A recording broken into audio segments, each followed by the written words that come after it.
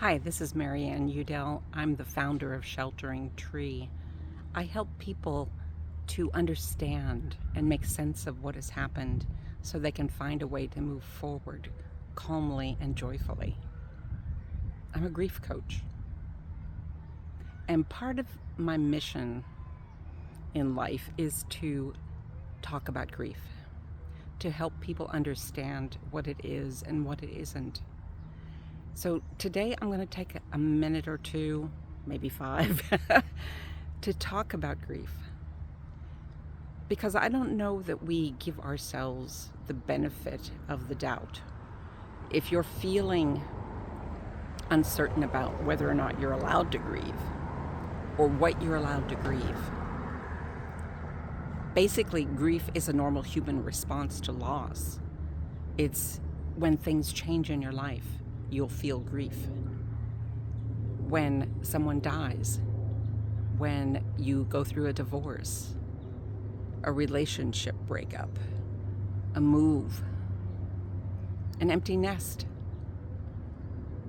a layoff, a promotion you didn't get,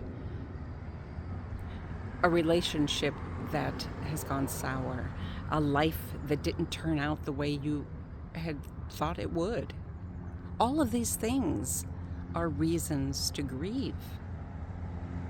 Yet, how often have you allowed yourself to feel any of them? Even when someone dies, there isn't a lot of conversation. People don't know what to say. People don't know what to do. If someone comes back to work, how do you behave? Everyone responds differently. Everyone goes through grief in a different way.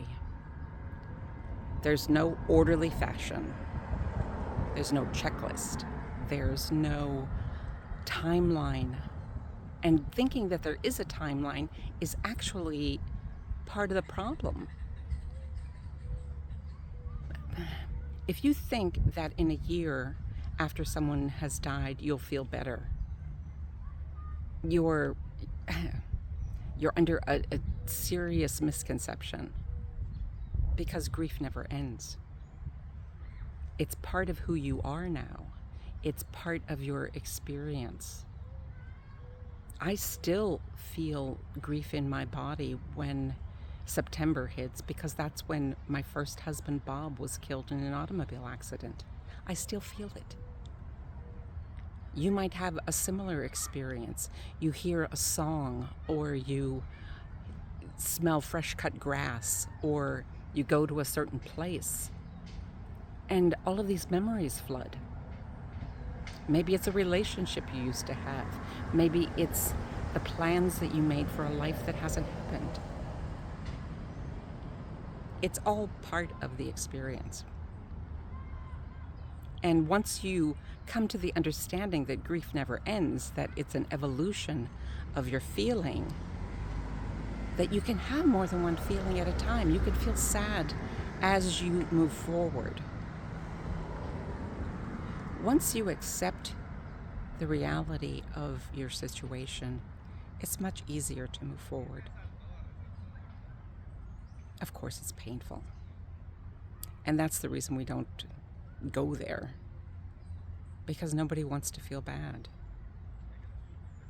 Yet the only way to get through it is to go through it. If you or someone you know is dealing with grief and you don't know what to say or what to do, know that there's nothing you can do to fix it. You can't make things better, so don't try. Don't offer platitudes or go into the just feel better. Well, aren't you over that yet? All those kind of things that make people feel even worse and cause them to be even quieter, when what you really could do is just say, would you like to talk about it? How are you feeling today? I'm going to the store. Can I get anything for you? I want to go for a walk. I saw this funny thing and I wondered if you saw it too. Someone who's grieving just needs a listening ear with no judgment. That's some of what I offer, as well as guidance through the process of grief, helping people understand and come to some sort of peaceful place. If you have any questions, if you feel like you're struggling and can't get out of the hole, reach out. I'm here, and that's what I do.